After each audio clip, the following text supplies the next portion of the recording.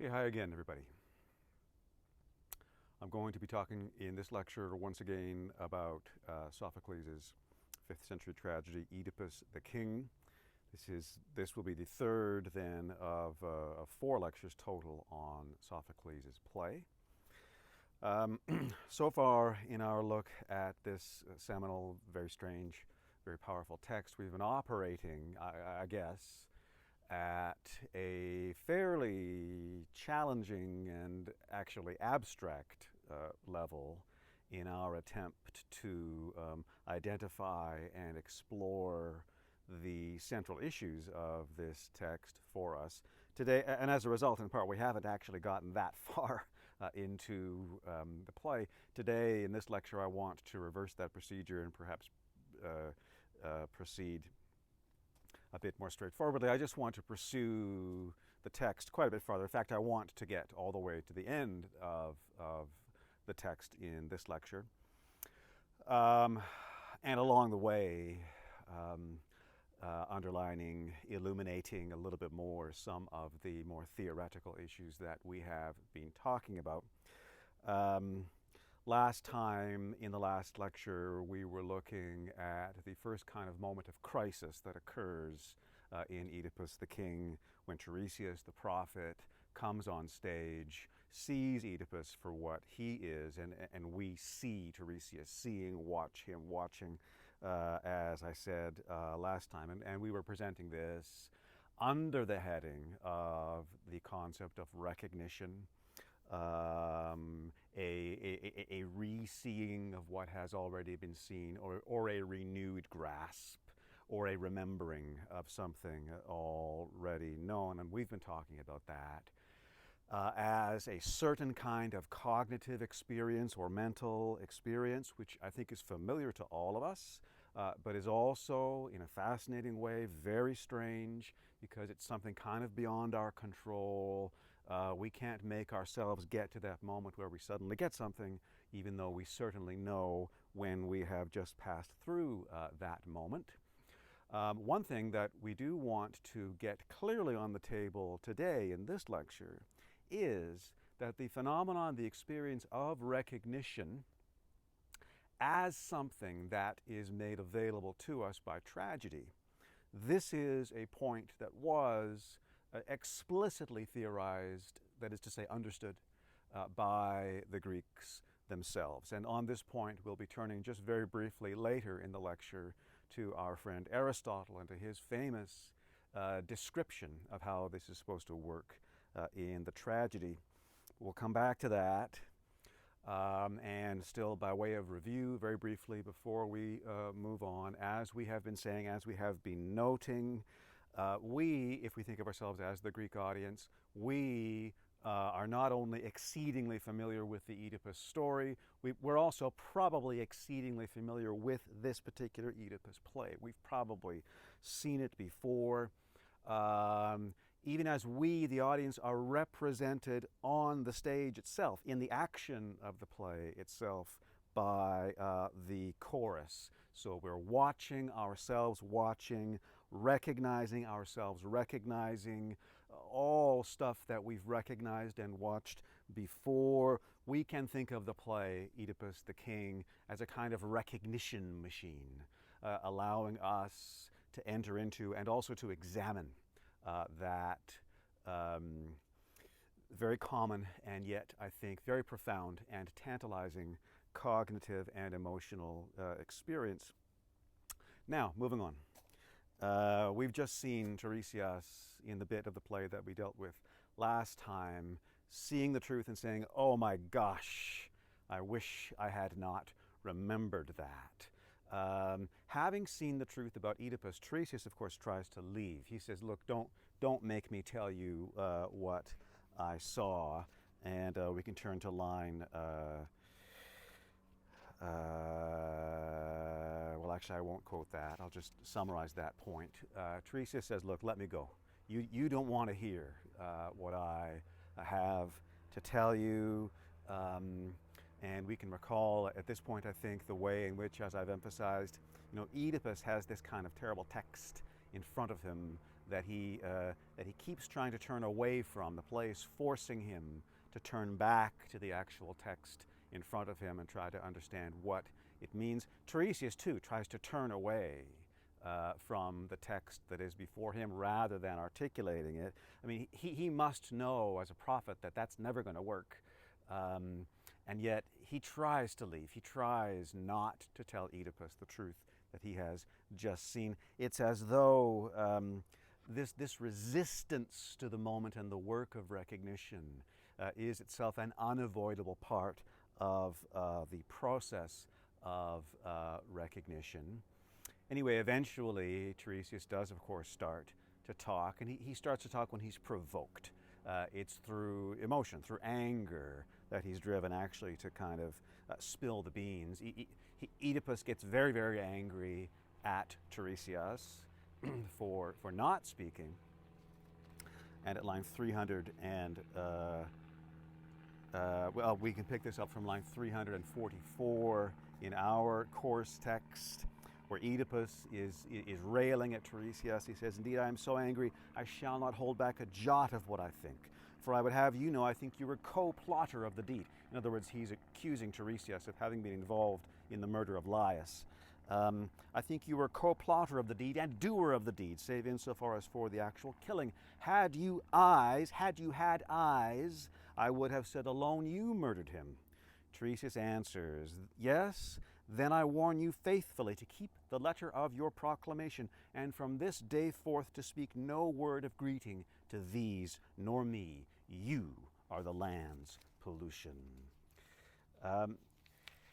We, of course, have already been told by the oracle at Delphi that the reason there's a plague in Thebes has to do with the murder of Laius, the old king. We have been told the murderer of Laius is the pollution of Thebes, the pollution of the land. Tiresias has just told Oedipus directly, "You are the pollution of the land." Well, if the pollution of the land is the murderer of Laius, then in effect, I mean, the math is not hard here. Tiresias has just very directly told Oedipus that he's the problem. He is the murderer of Laius. And it gets even clearer, of course, because Oedipus initially just refuses somehow to grasp that. Tiresias is like, what part of you are the murderer of Laius don't you understand? And so he makes it even clearer. I'm looking now at about line 363. Tiresias says, "I say you are the murderer of the king whose murderer you seek." Okay? You did it. You killed him. And even clearer from line 413 in our course text, Tiresias says to Oedipus, "You have your eyes, but see not where you are in evil, nor where you live, nor whom you live with. Do you know who your parents are? Unknowing you are an enemy to kith and kin, in death beneath the earth, and in this life a deadly-footed, double-striking curse from father and mother both shall drive you forth out of this land, with darkness on your eyes that now have such straight vision. Shall there be a place will not be harbor to your cries, a corner of Kithyron," the great mountain above the city, "a corner of Kithyron will not ring in echo to your laments. Soon, soon, when you shall learn the secret of your marriage, which steered you to a haven in this house, haven no haven, after lucky voyage, and of the multitude of other evils establishing a grim equality between you and your children, you know nothing." And finally, as Tiresias rants, we'll turn to line 458, where Tiresias, talking of Oedipus, says, "He shall be proved father and brother both to his own children in his house, to her that gave him birth, a son and husband both, a fellow sower in his father's bed with that same father that he murdered." And this is, let's be quite clear about this, we're still quite early on in the action of Oedipus the king. Oedipus, the title character, as we have been saying, is being called upon in this play, forced by this play, to examine, interpret, try to read the text of his own life, his own existence, and try to understand it. So Oedipus has an interpretative task, a kind of finding out or figuring out task. And it's probably easy or even natural for us to assume that task, Oedipus's task of figuring out, is going to involve finding new information, new pieces of the puzzle, as he and Jocasta and others go through the play. And to some extent that does happen in Oedipus the King. To some extent there are some elements of misdirection and so on that get clarified. There are key bringers of information, messengers, eventually this herdsman, who come in and remove what uncertainty remains. That does happen, but the emergence or the discovery of new information or new data or new pieces of the puzzle in Oedipus the King, that I think is very much a secondary or even a subsidiary part of the way in which Oedipus is called upon, forced to come to an understanding of the curse of his own existence. Certainly, by the time Tiresias has finished speaking in the bit of the play we just looked at, all of those puzzle pieces are on the table. In fact, it would not be going very much too far to say the completed puzzle is on the table, in which, if we look at what Tiresias has just said, he's just said Oedipus not only is the murderer of Laius, Laius was also his father, and Oedipus is married to his mother. So Tiresias has actually laid it all out completely. So the point I'm trying to make, again, is the same one we've been making for quite some time now. Oedipus is, I think, not called upon in this play to find out missing pieces of the puzzle or missing bits of information.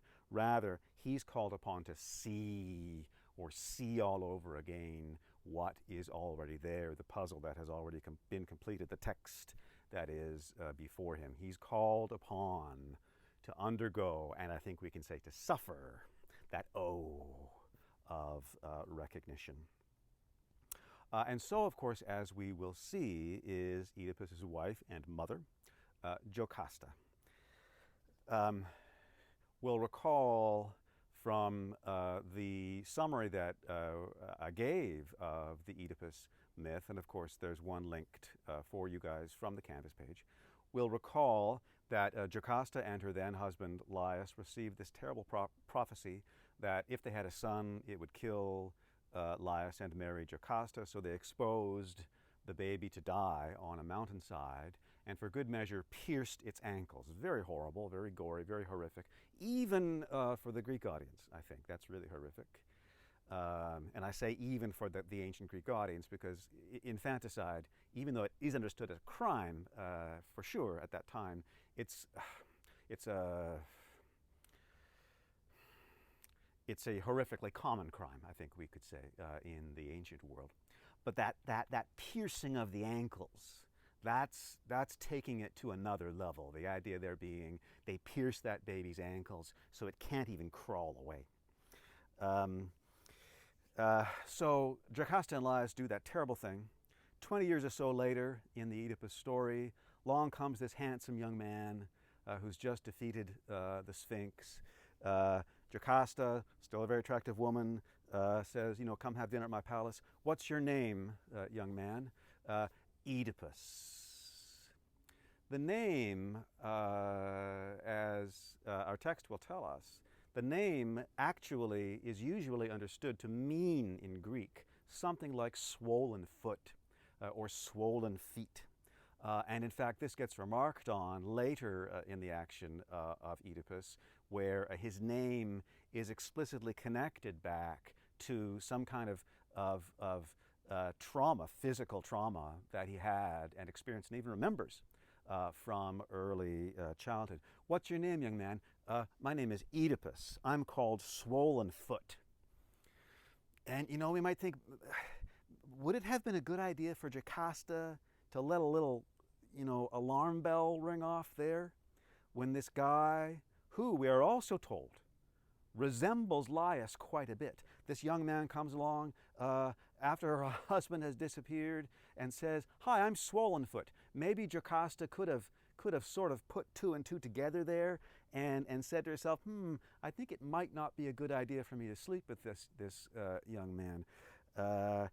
She obviously did not do that, chose not to notice, not to read the text that was before her, even though, and this is the point I'm trying to make, even though the meaning or purport or significance of that text is pretty suggestive, if not pretty obvious. As we'll see, the obviousness of who Oedipus is, so to speak, gets more and more obvious as we go through this play, even after the point where it has become, well, very, very obvious indeed. It seems as though Jocasta is willing to keep on refusing to look at that text, keep on refusing to read it. But we'll come to that in a few minutes. Back to Oedipus. He too, at this point in the play, persists willfully and angrily, if understandably, in refusing to read the text that is before him. Tiresias, the prophet, has just laid it all out. Oedipus, in a sense, repeats the interpretative movement that he's already performed several times, which is simply to look away from that text, not read it at all. Instead, Oedipus makes up another story, basically, which is about his brother-in-law, Creon. He says, Creon must want to be king, and so he made up this story about me, and he put Tiresias up to that, sent him here to scare me. So we get a long, and in the end, completely, I think, pointless interlude of Oedipus interrogating Creon, accusing Creon, in the end threatening to kill or at least exile Creon.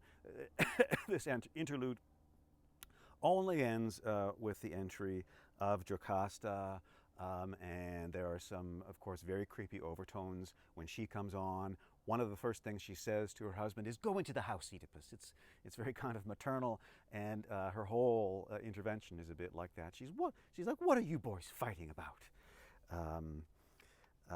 Oedipus tells her what they have been fighting about. Tells her what in his mind they have been fighting about. He says, "Well, Creon, made Tiresias come and tell me this story, and that I, in effect, am the murderer of Laius." And I'm going to turn now to line 707 in our course text.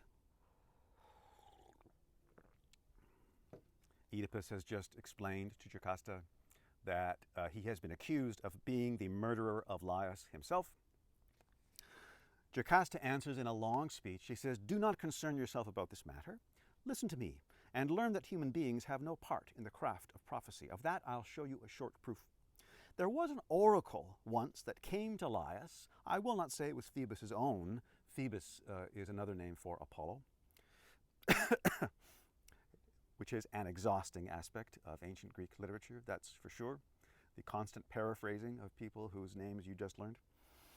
There was an oracle once that came to Laius. I will not say that it was Phoebus' own, but it was from his servants, and it told him that it was his fate that he should die a victim at the hands of his own son, a son to be born of Laius and me. But see now, he, the king, was killed by foreign highway robbers at a place where three roads meet. So goes the story. And for the son, well, before 3 days were out, after his birth, King Laius pierced his ankles, and by the hands of others cast him forth upon a pathless hillside. So Apollo failed to fulfill his oracle to the son that he should kill his father, and to Laius also proved false in that the thing he feared, death at his son's hands, never came to pass. So clear in this case were the oracles describing the future. Give them no heed, I say. I want to come back in the next and final lecture on this text to Jocasta the skeptic, Jocasta's dismissal of oracles and dismissal of prophecy, which I think probably sounds very, very negatively to the ancient Greek audience. But for now, I want to make a slightly different point. Jocasta is trying to make Oedipus feel better in that speech. He's freaked out by what he heard from Tiresias, the prophet. She gives this speech in order to assure him, look, prophets are full of it. Prophets, oracles, they don't know what they're talking about. I'll prove it to you. Laius got this prophecy once that he was going to be killed by his son. Well, we dealt with that. We just killed the baby, which again, I think is something we can, that even in the ancient Greek context, that's a very, very horrific thing about which Jocasta is very casual. Anyway, she says, well, you know, we dealt with that problem. We just killed the baby. And then, in the end, Laius was killed at a crossroads. So you see, prophets, oracles, they don't know what they're talking about.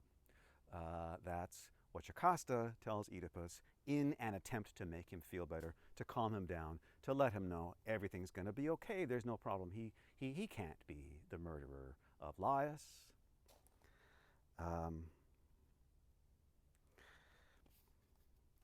But, of course, Jocasta's attempt to assuage Oedipus's fears immediately and quite contrary to her intention makes them worse. And not because of the horrible stories she's telling about the infanticide, not because of the skepticism she's expressing about oracles and prophets, but rather actually because of a narrative detail. She has just mentioned that Laius was killed at a crossroads, and Oedipus starts to have an there, because of course he killed an old man at a crossroads just before he came to Thebes. And as he starts to question Jocasta about this, these pieces seemingly start to fall into place. Yes, it was just before you came to the city that Laius disappeared. What did he look like, Laius? Oedipus asks. Well, he was a tall gray man and, you know, kind of like you, actually, she says. So yes, in one sense, we have some bolts flying apart in the lock here, or some pieces falling into place. But in another sense, and I think a more basic sense, all of these details were already there, right? All of this knowledge was already there. How long have Oedipus and Jocasta been married? 20 years, 15, minimum 10? There has been plenty of time for her to say, so to speak, tell me some things about yourself, young man. For example, have you killed any people at Crossroads recently? They've never seemingly had this conversation, and now, as it were, it is quite a bit too late. The failure to notice questionable or telling details just makes them all the more questionable, all the more telling, and has created this whole tragic situation. So again, not new information, but a new encounter with old information. And in fact, it's precisely here, as Oedipus has that perhaps incipient or partial moment of recognition, here where he starts to go, really for the first time in this play, he starts to go, oh shit. It's here that he turns, I don't mean physically, but he turns spiritually or intellectually, and he becomes determined now to try to see the puzzle as a whole, to try to grasp the truth of his existence, the truth that is before him. Even while, at this point in the play, just after Jocasta's speech that we've been talking about, even while and even though Oedipus continues to fail to notice, if I can put it so awkwardly, forgive me, Oedipus continues to fail to notice just how terrible the truth is going to be.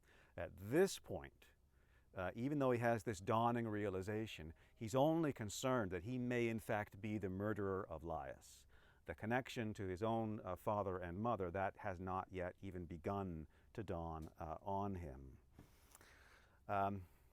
Okay, there I want to step away from Oedipus the king a little bit and just turn to that theorization that I was talking about that the Greeks have in the period of what occurs in a tragedy, of tragic recognition. And for that purpose, I added to our module a little bit of Aristotle's Poetics. Aristotle being, of course, from the generation or two just after Sophocles, where Aristotle gives this famous and canonical and really essential account of how tragedy works for the Greeks. And very important, in this little bit of Aristotle, he's not giving rules. You see what I mean? He's not saying how it should work. He's saying how it does work. So he's describing the effect of the tragic theater as the Greeks experienced it and understood it.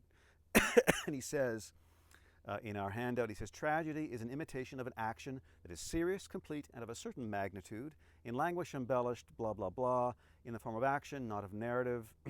And this is where the important part begins.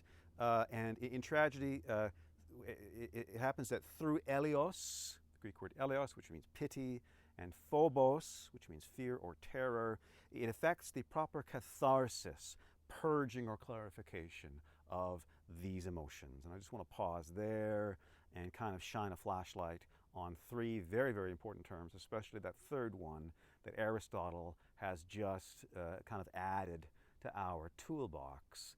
Eleos, phobos, catharsis, meaning pity, terror, and purging. But it won't hurt us too much if we use the Greek terms, especially for that last one, because we don't really, I think, have an effective. Purging is okay, but catharsis carries a whole other resonance, I think. The Greeks thought that tragedy was therapeutic, basically. It was a process where you got rid of bad stuff, bad emotional content. So you, in your daily ordinary life, you, an ancient Greek person, I mean, you build up a certain stock of what we nowadays might call anxiety or depression or whatever. They thought in more straightforward terms, let's say. You get loaded with some pity, you get loaded with some terror, eleos and phobos, just through living your life. What are you going to do with that pity and terror which is packed up inside your gut? Well, for the Greeks, you're going to go to watch a tragedy once a year during that festival of Dionysus. Or rather, you're going to watch tragedy after tragedy after tragedy once a year at the festival of Dionysus. What does the tragedy represent on stage? Well, it represents stories that are saturated with eleos and phobos, pity and terror. And the idea is, when you see that stuff on stage, when you see it represented mimetically in the tragedy, your own eleos and phobos is purged. It flows out of you. Whether or not, by the way, that process makes any kind of immediate sense to us, that is how they thought of it. It seems to have made sense to them. And certainly if we think of the experience of attending an ancient Greek tragedy, it certainly would not have been an easy experience, any more than attending a tragedy is an easy experience today. But the Greeks certainly thought the tragedy had been successful, was worthy of praise, if it left them completely emotionally drained. And that's catharsis. You've left that bad stuff sitting on the floor of the theater, so to speak, and you're then able to go back to your ordinary life for another year until you get another purge. But there's a bit more here in Aristotle which we need to make sure that we also get on the table. Aristotle, and I'll mostly summarize this part. Aristotle places a very strong emphasis on plot. He says a tragedy is not about characters, it's about plot, it's about what happens, the movement of the story. And then he identifies very famously, and I think very, very usefully, he identifies two essential elements of a good tragic plot. One that he calls peripeteia, the other that he calls anagnorisis. Peripeteia we can translate as reversal, or reversal of fortune is another common translation of that word. Anagnorisis we translate as recognition. Recognition in the sense that I've been trying to introduce it and talk about it over the last 1.5 lectures. And I'm going to read Aristotle's definitions of these terms, okay? He says, peripeteia, or reversal, is a change by which the action veers round to its opposite, subject always to our rule of probability or necessity. Thus, in Oedipus the king, the messenger comes to cheer Oedipus and free him from his alarms about his mother, but by revealing who he is, he produces the opposite effect. Anagnorisis, or recognition, is a change from ignorance to knowledge, producing love or hate between the persons destined by the poet for good or bad fortune. The best form of anagnorisis is coincident with a peripeteia, as in the Oedipus. This will produce either Elios or Phobos, and actions producing these effects are those which, by our definition, tragedy represents. So I've been talking about the ancient Greek tragic drama, including this play, Oedipus the King, as a kind of recognition machine.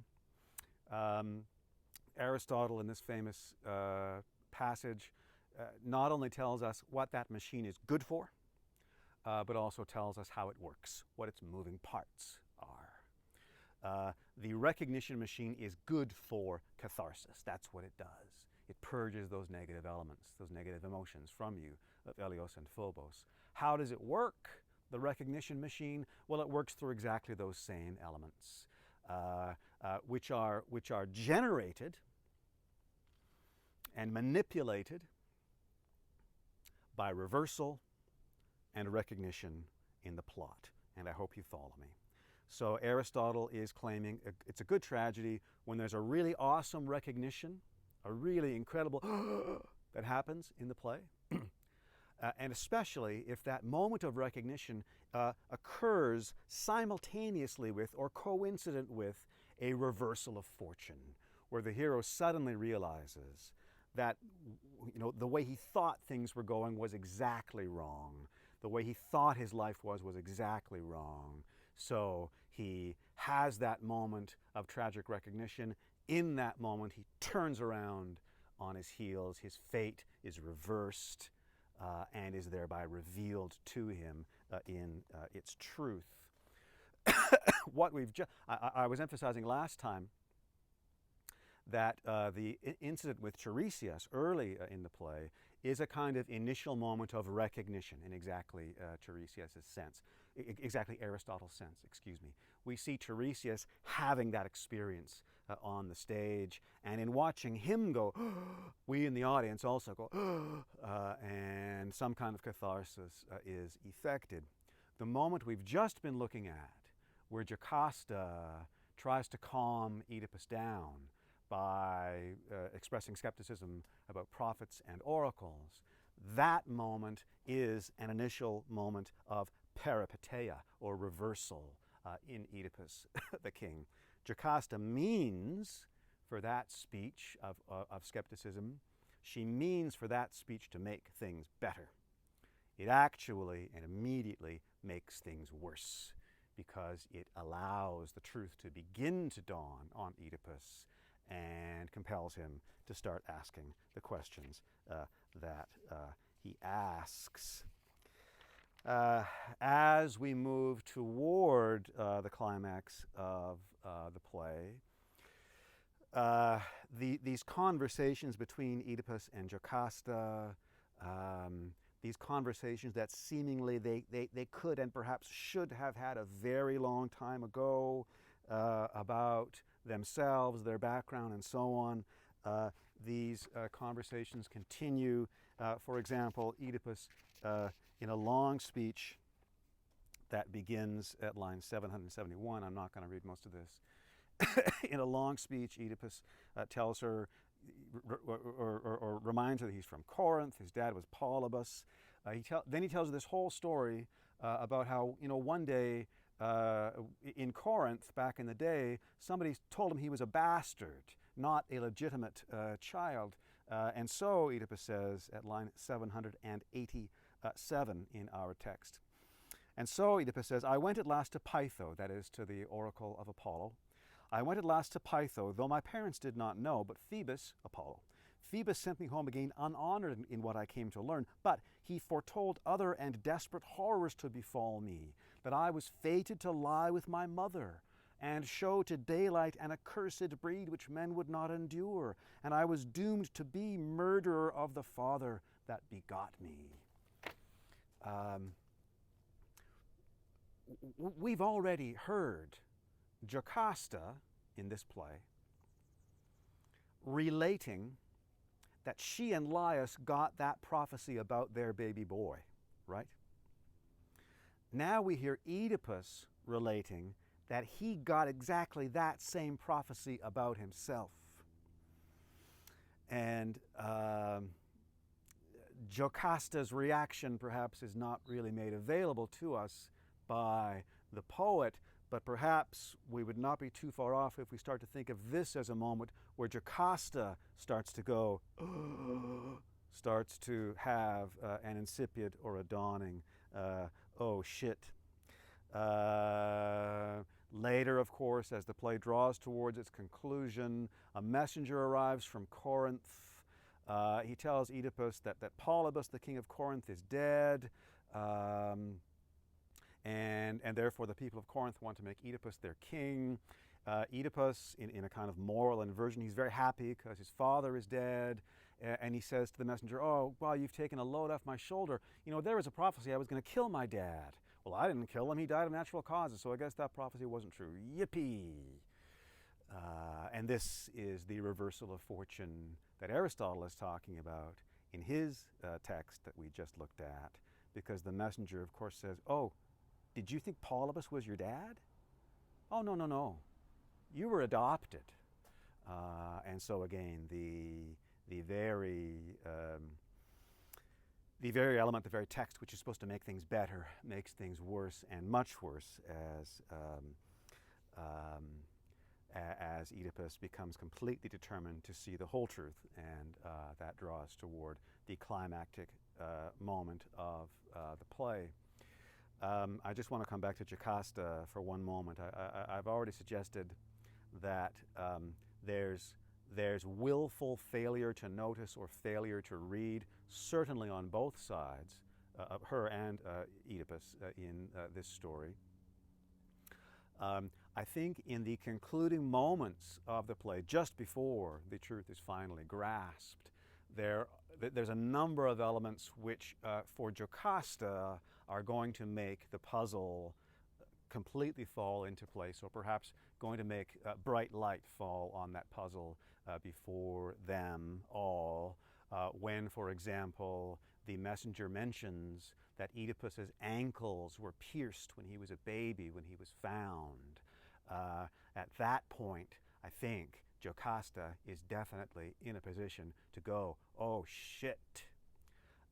But very, very importantly, I think, for our purposes, even at that point in the play, and we'll come back to this a little bit more next time, even at that point in the play, when the truth is in effect evident, Jocasta is begging Oedipus not to go any farther with his inquiries.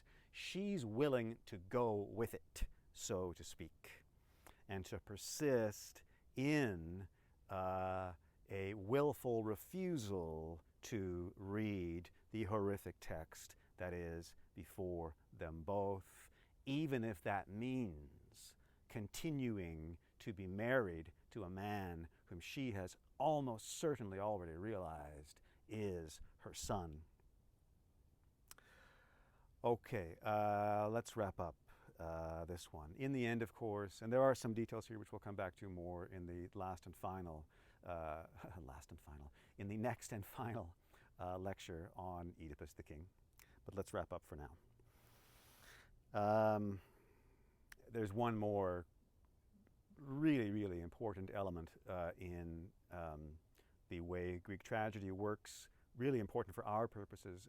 I mean, even though it is quite a difficult element to make kind of final sense of. It's this. In the end, of course, the truth is revealed. Jocasta runs into the palace and she hangs herself. Oedipus runs in after her. He finds her body. He grabs the brooches off her dress, the brooches holding up her dress, and he stabs himself in the eyes with them. So she hangs herself. He blinds himself. But this crucial, concluding, climactic element of the tragedy, this we don't see. And this is that element of Greek tragedy that I want to underline. Obviously, a play like Oedipus the King, what I've called a recognition machine, with the audience represented on stage in the form of the chorus, with the multiple motifs of sight and blindness and so on. Obviously, this is a play that is obsessed with seeing and knowing, and seeing, I mean physical, ocular seeing, as the, let's say, key form or key symbolism of knowing. And if we take Aristotle's word for it, this kind of obsessive focus on recognition, that's just what Greek tragedy kind of does. Except for violence. We never see violence on the ancient Greek stage. And this is a very strange, very tantalizing, in some way very important issue, I think. It means, of course, that in this way Greek tragedy is completely different from our own, technically, obviously, very, very highly developed cinema of violence and gore. In ancient Greek theater, violence does occur. Of course, it occurs at the climax of the tragedy. People get dead, and people get horrifically wounded, as is the case of Oedipus. But that always happens off stage, and then a messenger comes on to tell us about what happened. And in this play, of course, we get a long speech, and really quite horrific speech, I think, where a messenger describes Jocasta's death and Oedipus's self-blinding. But that happens off stage. We don't get to see that. So I'm raising this really more as a tantalizing question more than anything else. How can we make sense of that really kind of absolute barrier in ancient Greek tragedy between the obsession with seeing, recognizing the truth on the one hand, and on the other hand, this very, very rigid rule that you don't get violence on stage. You don't get to see that. You only hear about it. It's told to you, and then you see the after effect, as we do in Oedipus the King. Oedipus comes on at the end, blinded, and that is, I think, intended for us and the audience and for our representatives, the chorus. That is intended as the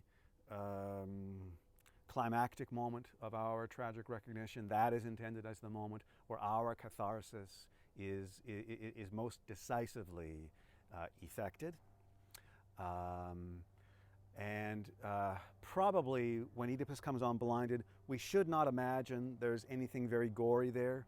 After all, in this ancient Greek theater, the actors all wear masks. So probably Oedipus comes on with an eyes out mask. So it's a symbolic effect rather than a kind of makeup department one. In any case, we see the result of tragic violence. We don't see the violence itself. Okay, last point or two. I guess it will be two. One, We've been talking today about catharsis or purging as the goal of the tragic theater in ancient Greece as a recognition machine. Catharsis, I do want to emphasize as just one of those incredibly powerful concepts that are really, really worth having in our kind of intellectual toolbox. So I do want to make that clear. But also, purging is supposed to make you feel better, right? Something that you don't want to go through, but you know you have to go through it, and after you go through it, you know that you will feel better to some extent. And to use a kind of very crude and yucky analogy, it's like knowing that you have to throw up. An unpleasant experience which regrettably most of us go through once or twice in our lives. You know that you have to throw up. You really don't want to because it's gross. But you also know that after you do, you will feel a little bit better. And in fact, that is usually how it turns out. Catharsis, purging, should leave you with a feeling of at least relative relief and peace. And I just want to point out that that is the feeling with which we end Oedipus the King. The play does not end with Oedipus's blinding. It doesn't even end with his coming back on and freaking the audience out with his no eyes mask. It actually ends with Creon coming back on, reuniting Oedipus with his daughters, and giving Oedipus permission to leave Thebes and kind of wander into exile.